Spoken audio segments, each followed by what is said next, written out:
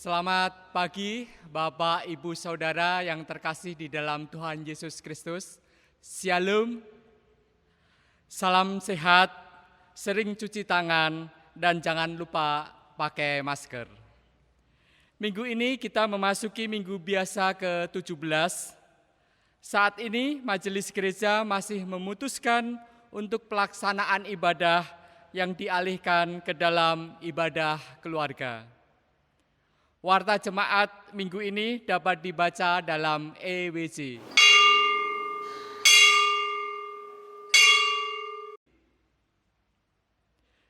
Kita mulai ibadah ini, kami undang jemaat untuk bangkit berdiri. Kita pujikan kidung pembuka dari kidung pujian nomor 7 bait yang pertama.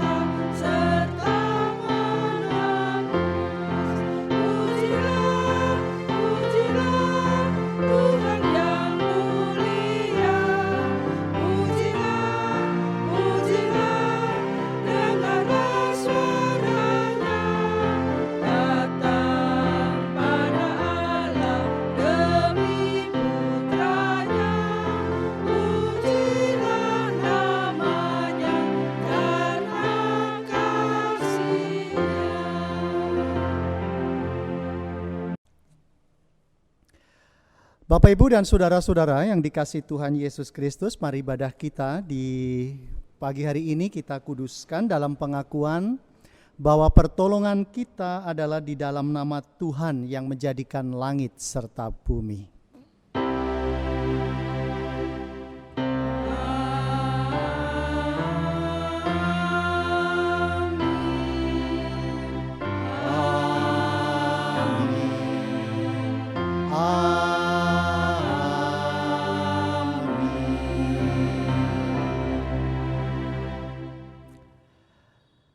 Kasih karunia dan damai sejahtera dari Allah Bapa kita dan dari Tuhan Yesus Kristus hadir dan menyertai saudara sekalian. Kini dan sepanjang masa.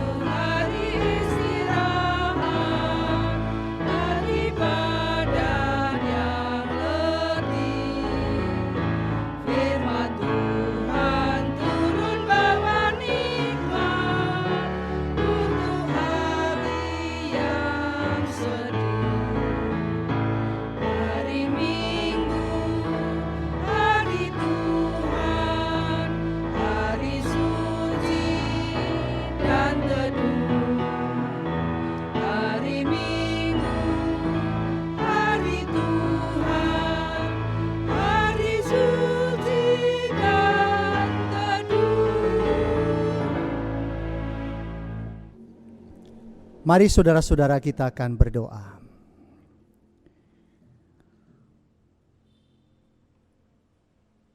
Di dalam kemuliaan-Mu kami datang menghampiri segala tahta-Mu yang kudus ya Allah.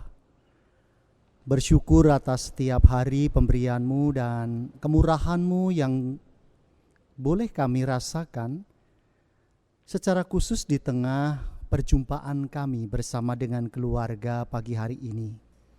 Masih setia di mana kami boleh mengadakan ibadah keluarga untuk mengganti ibadah komunal yang biasa kami lakukan di dalam minggu-minggu melalui perayaan iman kami. Dan tentunya di tengah perjumpaan kami dengan keluarga menjadi kesempatan yang baik untuk kami boleh meneliti kembali dan mengevaluasi segala kehidupan kami yang tentunya masih jauh dari kehendak Tuhan. Melalui ibadah kami hari ini, kami datang untuk memohon belas kasih pertolongan Tuhan. Kiranya di setiap tindakan dan kehidupan yang kami jalani, yang tentunya banyak sekali dibelenggu dengan segala kelemahan dan cedera kami, sehingga kami belum mampu untuk dapat memancarkan visi Allah dan kasih Allah di tengah kehidupan kami, sehingga kehidupan kami diwarnai dengan berbagai pemberontakan, bahkan ketidakmampuan kami untuk dapat mewujudkan kerajaan surga di tengah dunia. Kami mohon belas kasih pengampunan-Mu dan kami menyesali seluruh dosa kesalahan kami, sehingga kami diperbaharui dan hati kami dilayakkan untuk datang di hadapan-Mu dalam ibadah pagi hari ini. Dengan segala penyesalan dan hanya di dalam Kristus Yesus, Allah yang menjadi sumber kekuatan dan keselamatan, kami datang dan memohon pertolongan Tuhan. Amin.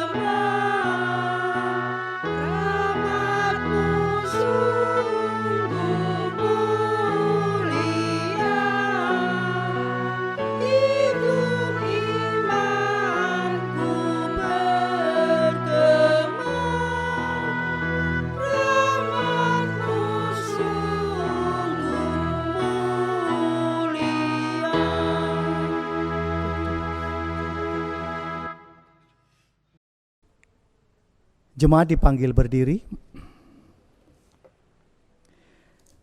Kita akan menerima berita anugerah dari Tuhan yang pagi hari ini akan bersama-sama kita dengarkan dari Yesaya 1 ayat yang ke-18 yang beginilah firman Tuhan. Marilah baiklah kita berperkara, firman Tuhan. Sekalipun dosamu merah seperti kirmisi akan menjadi putih seperti salju. Sekalipun berwarna merah seperti kain kesumba akan menjadi putih seperti bulu domba. Demikianlah berita anugerah dari Tuhan. Syukur kepada Allah.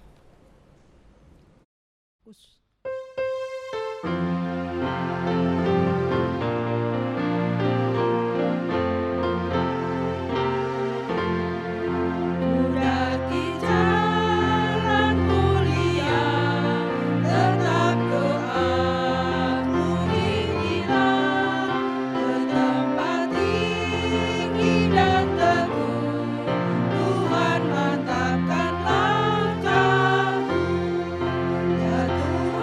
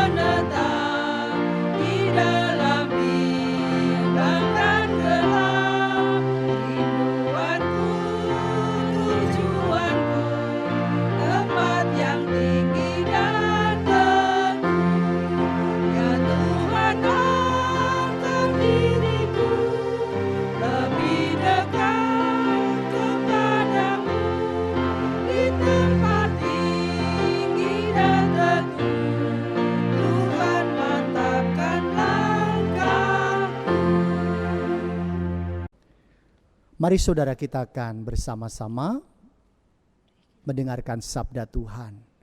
Dan saya akan mengajak kita untuk terlebih dahulu datang kepadanya di dalam doa. Mari kita berdoa. Tuhan Allah yang menjadi kekuatan dan sumber pengharapan, sumber kehidupan dan sumber hikmat. Tiba saatnya di mana kami akan bersama-sama merenungkan sabda-Mu.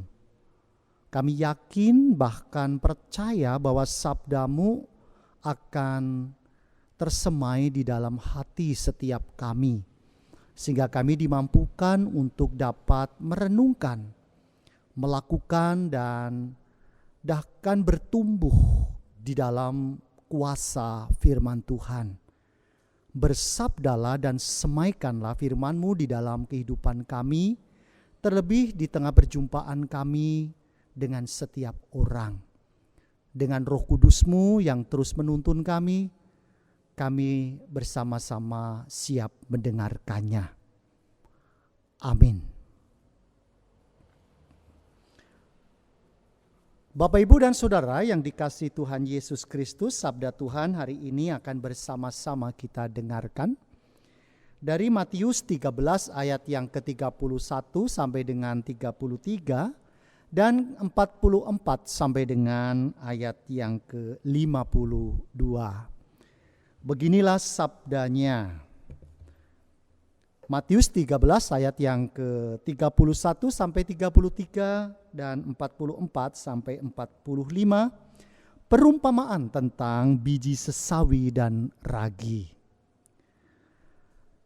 Yesus membentangkan suatu perumpamaan lain lagi kepada mereka, katanya, hal kerajaan surga itu seumpama biji sesawi yang diambil dan ditaburkan orang di ladangnya.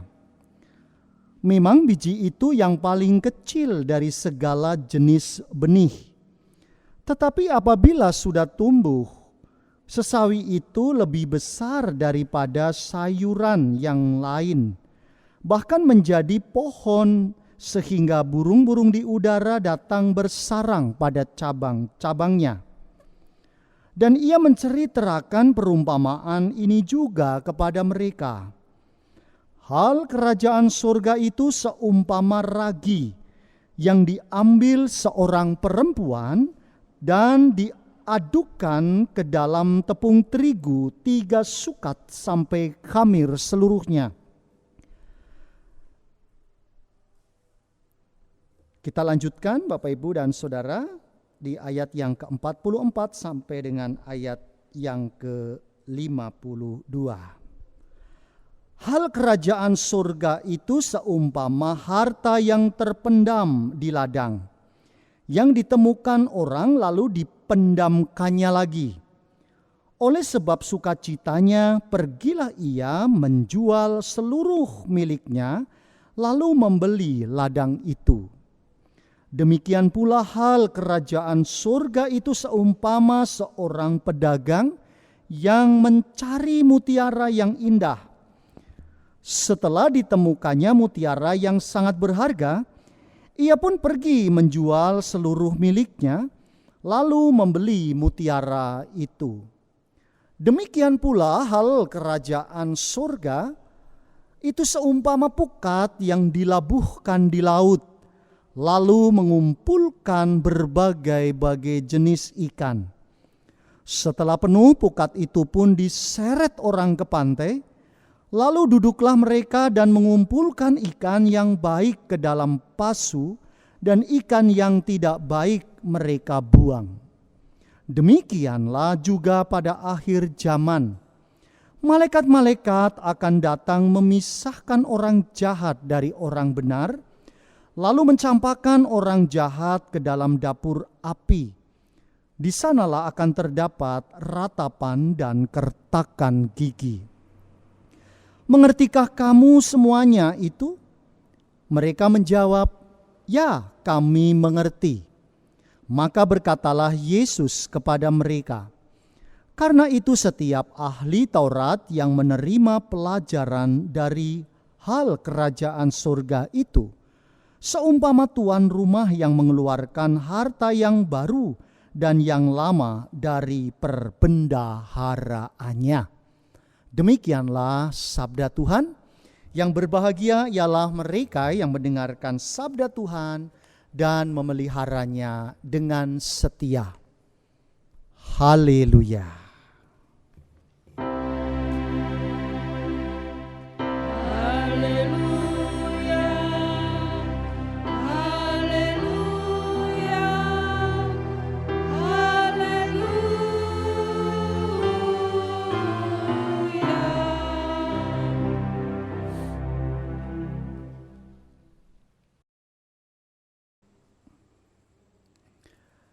Bapak, Ibu, dan saudara-saudara yang dikasihi Tuhan Yesus Kristus, minggu ini kita akan bersama-sama diajak untuk merenungkan satu tema tentang hidup dalam visi kerajaan Allah atau kerajaan surga.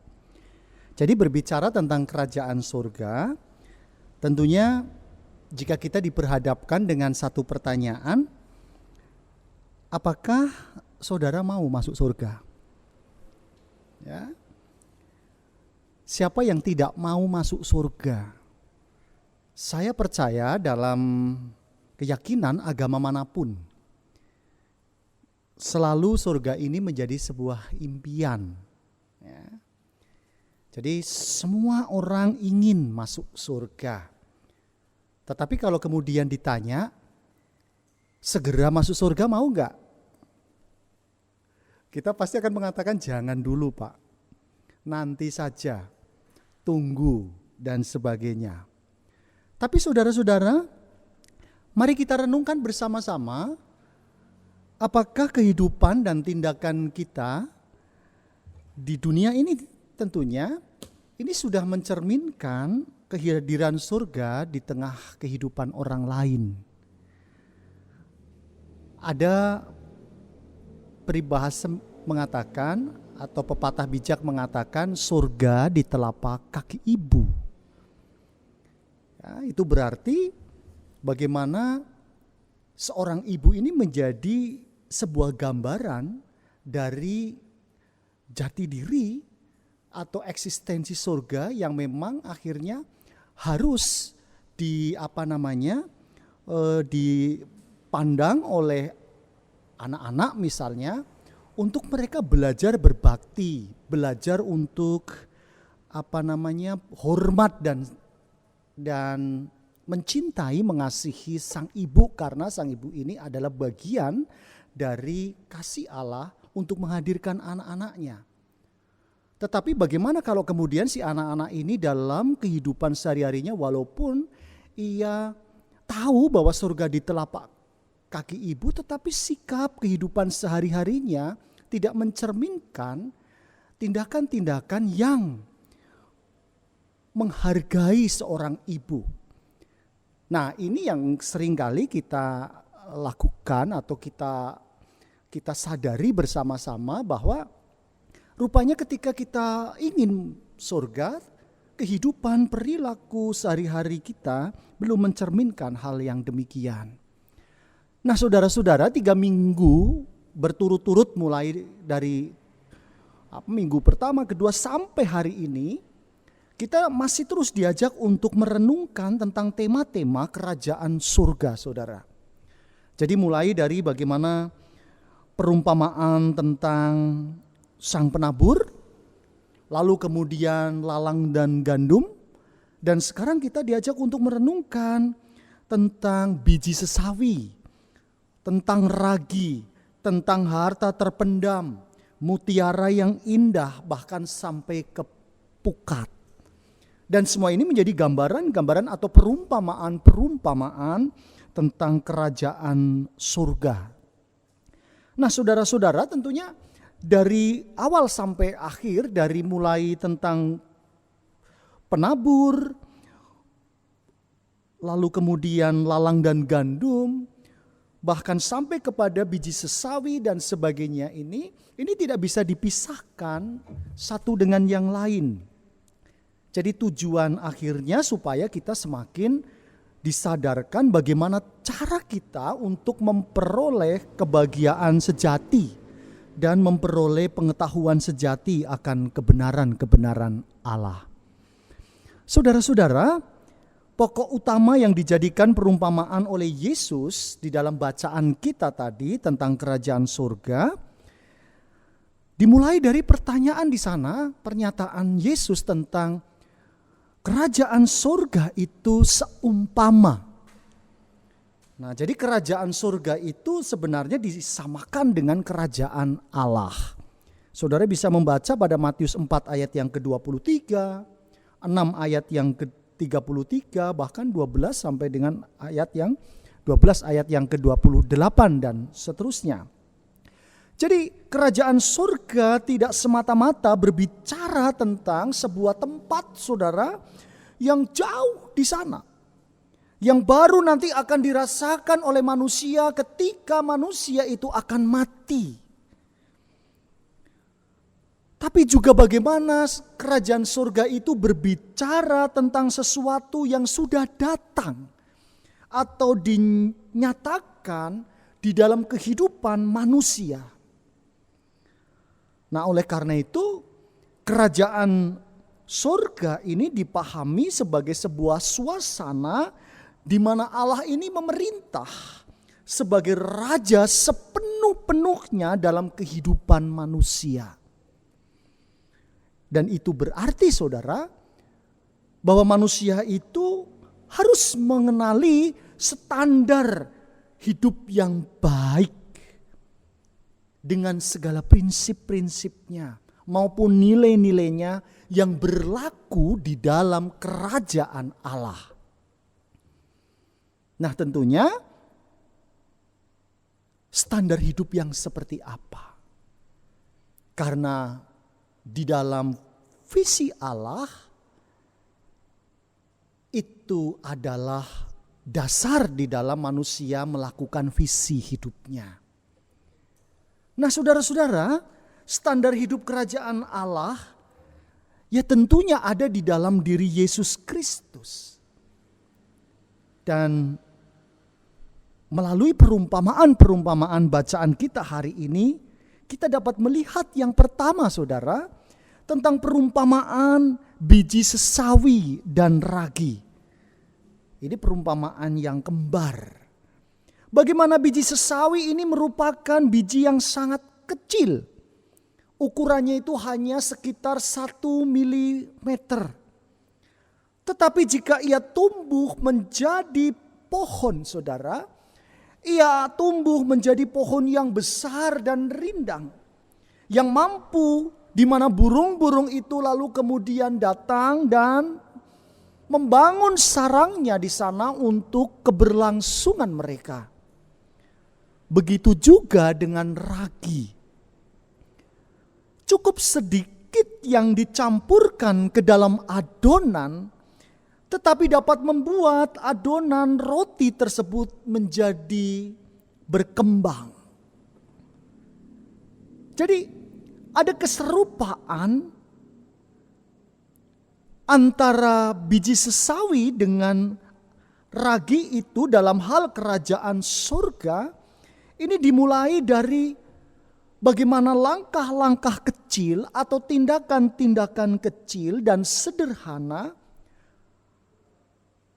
sebelum berkembang menjadi besar dan luas, itu membutuhkan sebuah proses.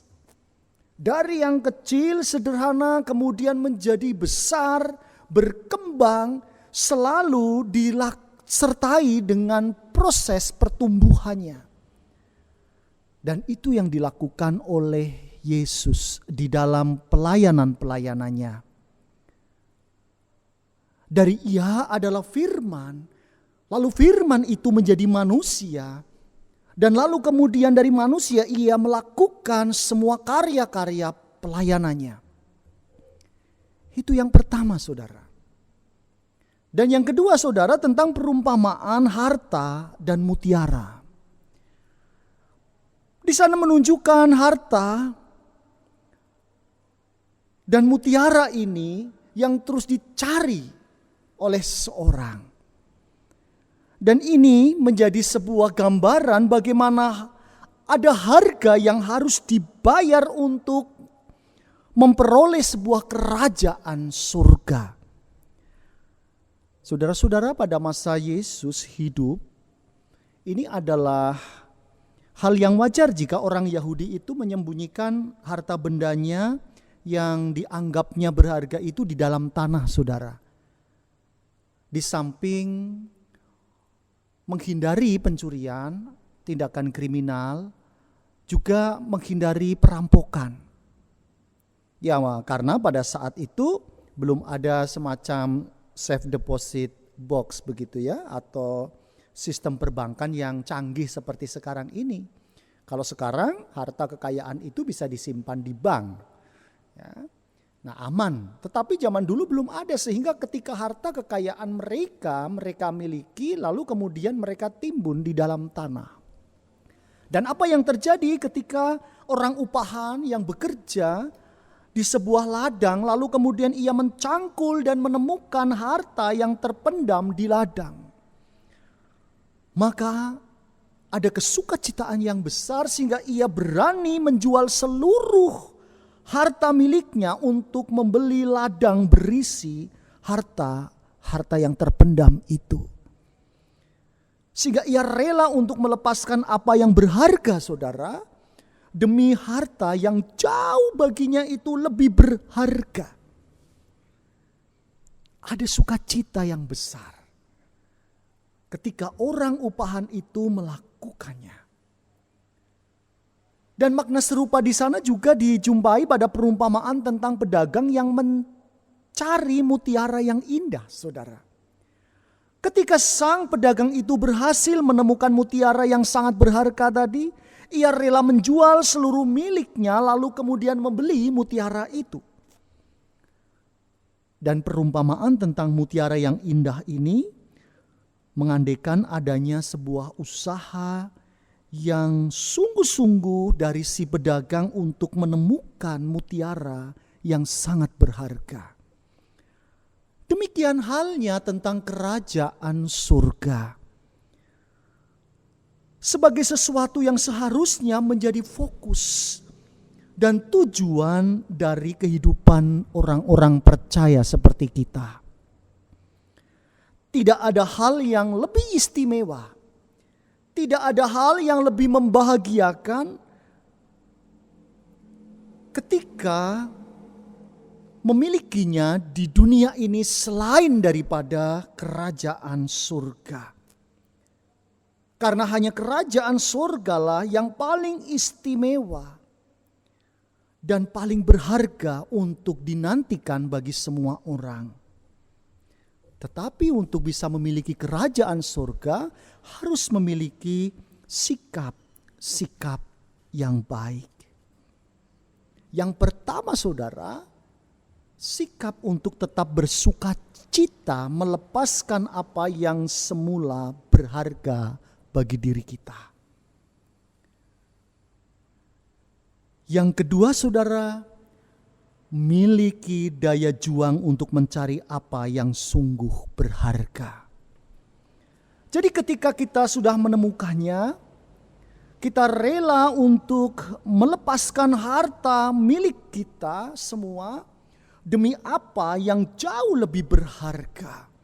Ketika kita memperoleh jabatan yang baik, ketika kita memperoleh kekayaan, ketika kita memperoleh harta benda, ekonomi yang mumpuni, yang matang, ketika kita memperoleh segala yang kita miliki dengan kelimpahan kita di dunia ini, apa yang kita miliki ada kerelaan untuk dilepaskan demi kerajaan surga.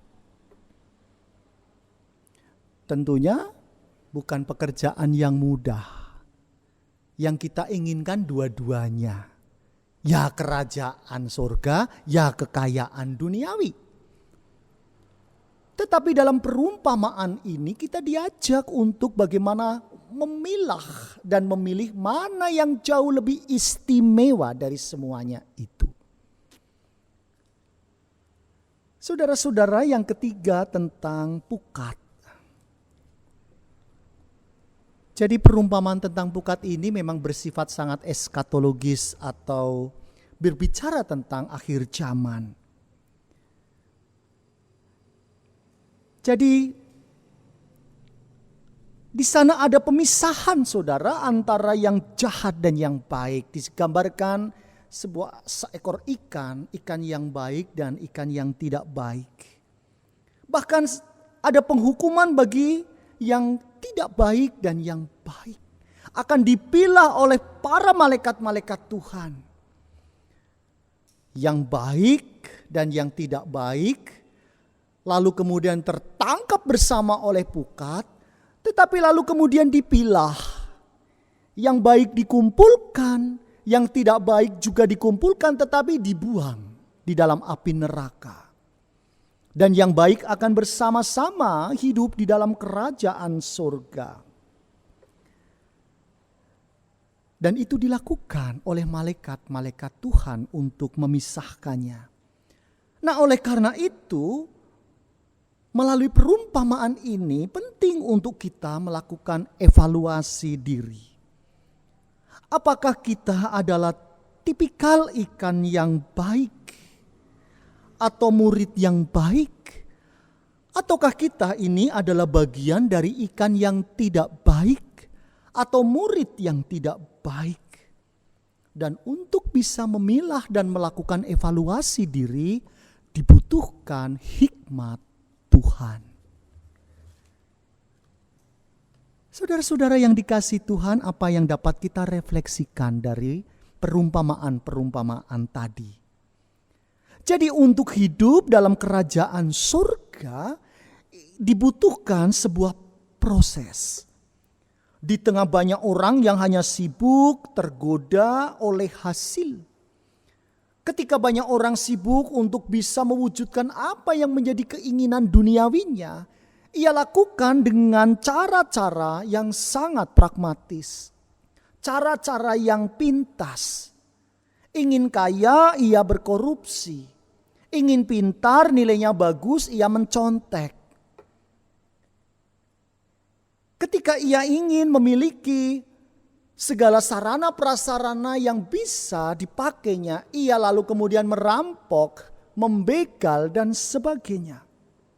Nah, tentunya itu cara-cara yang pintas untuk dapat mewujudkan hasilnya.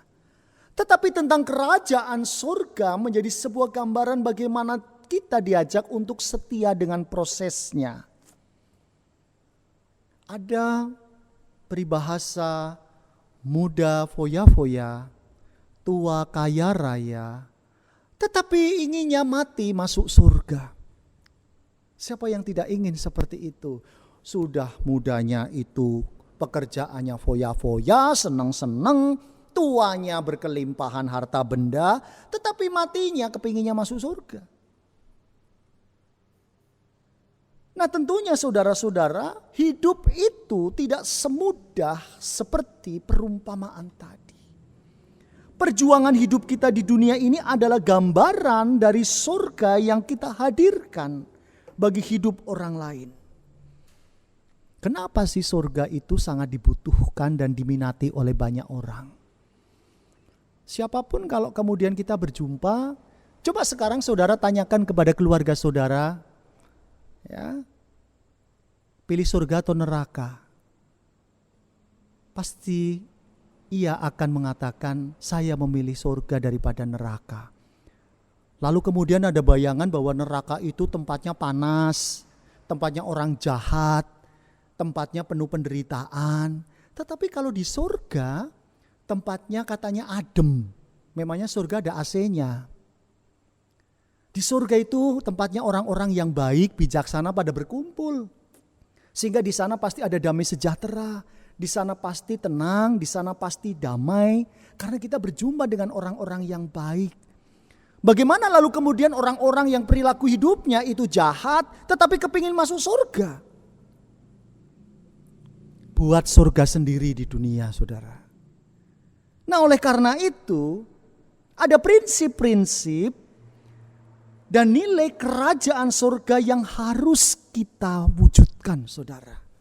Dan itu menjadi pegangan bagi kita. Yang pertama saudara, kita diajak untuk belajar seperti biji sesawi. Belajar seperti ragi. Untuk bisa mewujudkan kerajaan surga, dibutuhkan kesetiaan dalam perkara-perkara yang kecil. Perkara yang kecil bisa kita jumpai di dalam kehidupan saudara dan saya. Dalam kehidupan sehari-hari kita. Ketika kita mencoba untuk melakukan apapun tindakan-tindakan kita dari yang kecil sekalipun, lakukanlah itu dengan setia. Karena ketika setia dengan perkara yang kecil, kita akan bisa bertumbuh menjadi besar. Saudara-saudara, seorang atlet, ia tidak lahir begitu saja menjadi seorang juara. Melainkan bagaimana seorang atlet ini dari kecil ia ditempa, ia dilatih, ia dibentuk. Tidak hanya keterampilannya tetapi juga mentalnya. Sehingga ia menjadi seorang juara dan bermental juara. Dan itu membutuhkan sebuah proses yang panjang. Dan setialah dengan perkara-perkara yang kecil. Tetapi juga saudara dan saya diajak untuk memelihara persekutuan yang akrab dengan Tuhan. Karena harta yang paling berharga bagi kita itu adalah keselamatan dari Tuhan. Bukan keselamatan dari apa yang saudara dan saya miliki di dunia. Karena yang ada di dunia ini ada saatnya akan hilang. Itu prinsip yang pertama saudara. Dan prinsip yang kedua saudara dan saya diajak bahwa keselamatan di dalam Kristus ini adalah harta yang paling istimewa. Jadi lepaskan apa yang semula dianggap berharga demi memelihara persekutuan dengan Tuhan sebagai harta yang paling berharga di dalam kehidupan kita. Dengan cara apa kita dapat melepaskan? Belajarlah untuk mensyukuri apa yang kita miliki saat ini. Sehingga kita tidak dibelenggu dan kemudian diperbudak dengan kekayaan duniawi. Prinsip yang ketiga, kita diajak untuk evaluasi diri. Apakah kita murid yang baik atau tidak? Seperti ikan tadi. Dan ketika kita mengatakan bahwa saya ini adalah ikan yang tidak baik, kita diajak untuk bersama-sama bertobat. Karena dengan pertobatan kita, tidak ada yang mustahil untuk Allah mengampuni setiap dosa kita. Sehingga kita tidak lagi menjadi bagian dari ikan-ikan yang tidak baik. Melainkan akan menjadi bagian ikan-ikan yang baik. Karena hanya ikan yang baiklah yang layak untuk berpenghuni di dalam kerajaan surga. Jadi lepaskan hidup masa lalu kita yang buruk. Dan lahirlah dalam kehidupan baru bersama dengan Kristus. Nah, untuk sesuatu yang lebih baik itu saudara memang dibutuhkan sebuah harga yang harus dibayar. Sama halnya untuk memperoleh kerajaan surga, ada harga yang harus kita bayar. Tapi apapun yang telah kita lepaskan saudara demi Yesus Kristus, pastilah kita akan memperoleh harta yang jauh lebih berharga, yaitu kerajaan surga. Jadi selamat memperjuangkan kehadiran kerajaan surga di dalam hidup saudara. Karena hidup ini tidak semudah membalikan telapak tangan. Ya. Setialah dengan proses kehidupan saudara. Walaupun kehidupan kita itu penuh dengan jatuh bangun, tetapi teruslah teguh di dalam memandang kehidupan kita dengan visi kerajaan Allah. karena kita adalah pewaris-pewaris kerajaan surga. Tuhan Yesus memberkatinya. Amin. Mari saudara kita bersaat teduh sejenak.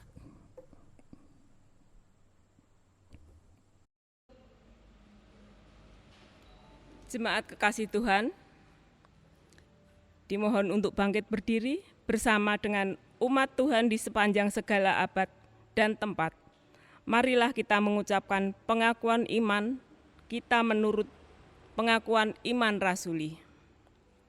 Aku percaya kepada Allah Bapa yang Maha Kuasa, Khalik langit dan bumi, dan kepada Yesus Kristus, anaknya yang tunggal Tuhan kita, yang dikandung daripada Roh Kudus, lahir dari anak darah Maryam, yang menderita di bawah pemerintahan Pontius Pilatus, disalibkan, mati dan dikuburkan, turun ke dalam kerajaan maut. Pada hari yang ketiga, bangkit pula dari antara orang mati, naik ke surga, duduk di sebelah kanan Allah Bapa yang Maha Kuasa, dan akan datang dari sana untuk menghakimi orang yang hidup dan yang mati.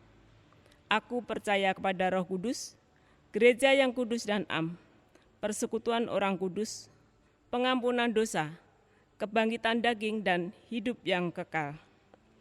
Jemaat dimohon untuk duduk kembali.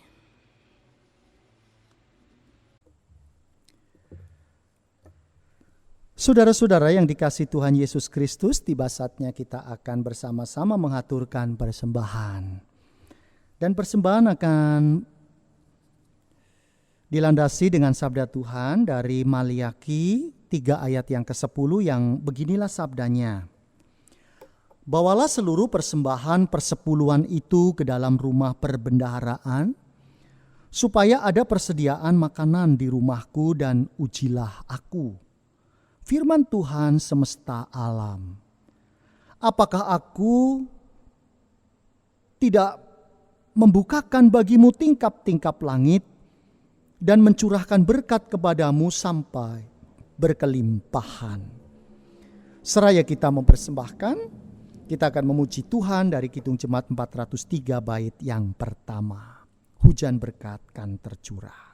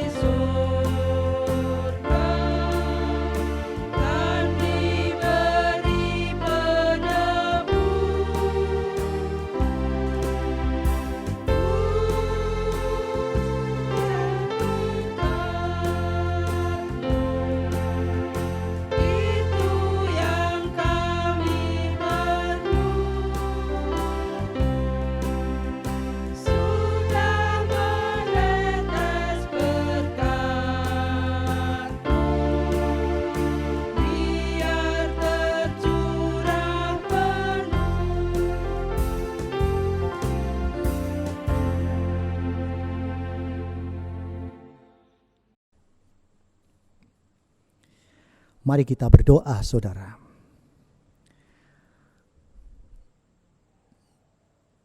Kami bersyukur kepadamu ya Allah atas kebaikan-Mu, sehingga kami dimampukan untuk dapat memandang seluruh kehidupan kami dengan visi kerajaan surga. Melalui sabda-Mu kami dimampukan pula untuk dapat setia di dalam proses kehidupan yang kami jalani. Untuk dapat mewujudkan kerajaan surga, tentunya kami belajar dari tindakan-tindakan kami, dari hal-hal yang praktis di tengah dunia ini. Sehingga dari hal yang kecil kami setia, terus bertumbuh menjadi perkara-perkara yang besar. Dan tentunya dibutuhkan sebuah kesetiaan untuk intim bersama denganmu. Mampukanlah kami ya Allah, agar kami dapat mewujudkan kerajaan surga ini tidak hanya kelak, melainkan bagaimana dalam kehidupan kami sehari-hari, dalam perjumpaan kami dengan orang-orang terkasih, perjumpaan kami di tengah setiap tugas dan tanggung jawab pekerjaan, studi, sehingga kami dapat menyemaikan kerajaan surga melalui sikap kehidupan kami sehari-hari. Berkatilah dan mampukanlah kami agar kami dapat menjadi biji sesawi. Bahkan kami dapat menjadi ragi yang menghamiri setiap kehidupan sesama kami.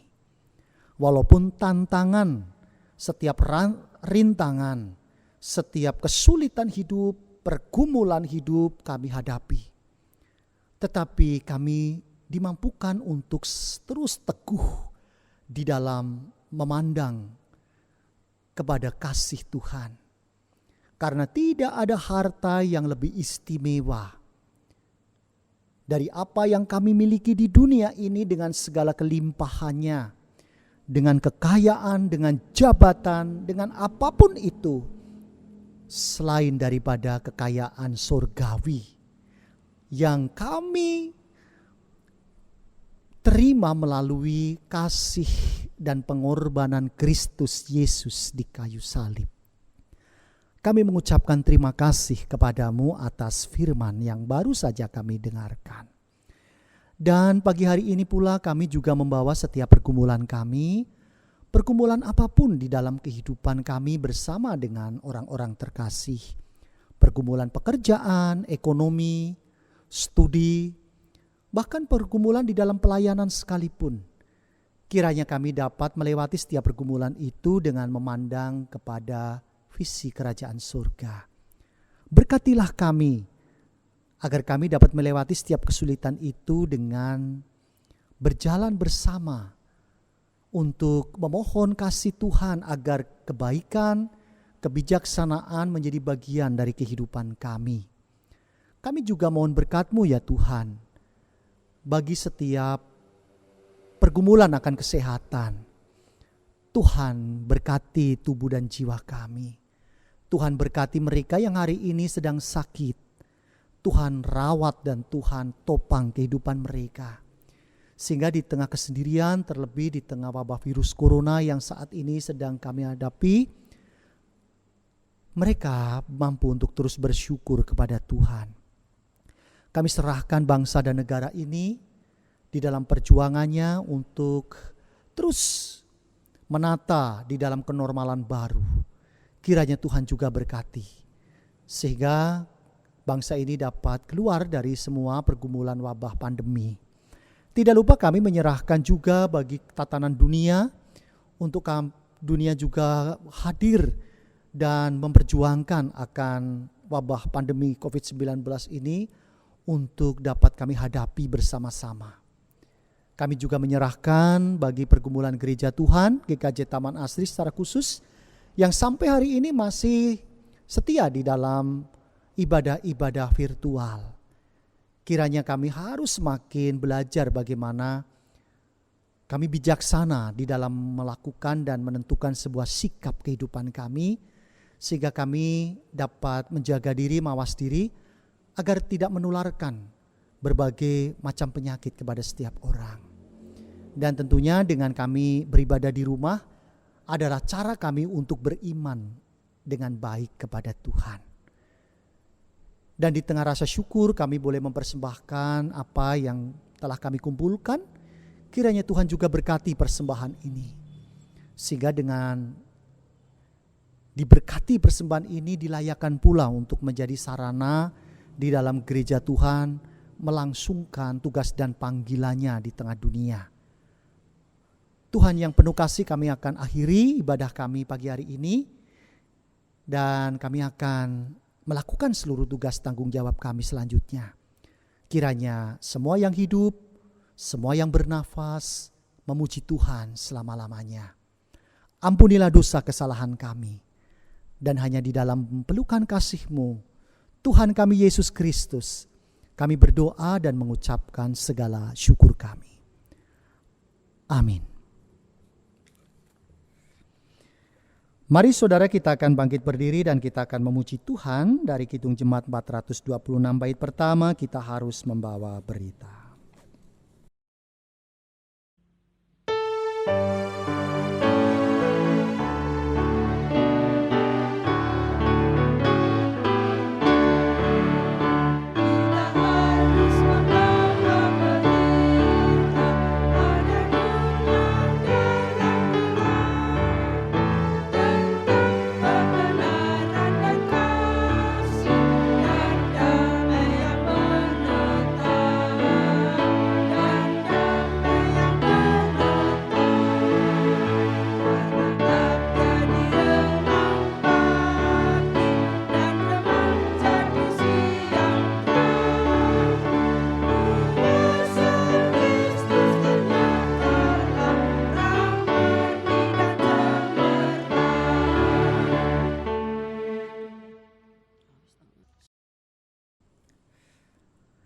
Saudara-saudara yang terkasih, kita akan akhiri ibadah kita dan kita akan bersama-sama menerima berkat Tuhan yang demikian. Terimalah berkatnya. Tuhan memberkati saudara dan melindungi saudara. Tuhan menyinari saudara dengan wajah-Nya dan memberikan saudara kasih karunia. Tuhan menghadapkan wajah-Nya kepada saudara dan memberikan saudara damai sejahtera. Amin.